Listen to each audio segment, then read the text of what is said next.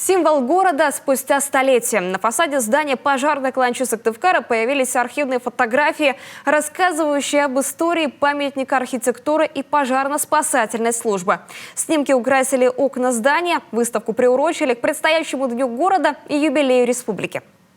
2021 год для Республики Коми год особый, это год столетия республики. Главное управление МЧС по Республике Коми, конечно, не может оставаться в стороне, и мы решили на здании, которое является символом нашей столицы, столицы Республики Коми, сделать историческую экспозицию. На экспозиции представлены 4 фотографии, сделанные в разное время. Так горожане и гости Сыктывкара смогут увидеть, как выглядело пожарное депо в 20-30-е годы 20 века. Помнят, наверное, только старожилы, что вот эти окна на первом этаже пожарного депо когда-то были воротами, откуда выезжал пожарный обоз.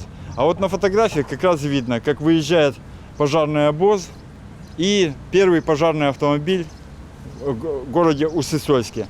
Он прибыл в Сыктывкар, тогда Усть-Сысольск, в 1930 году.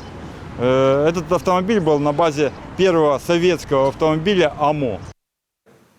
На представленных фотографиях можно увидеть бойца пожарной охраны республики, который служил в 60-е и 70-е годы, и автомобиль ЗИС-5 Усть-Вымского гарнизона пожарной охраны, который находился на боевом дежурстве десятилетием ранее.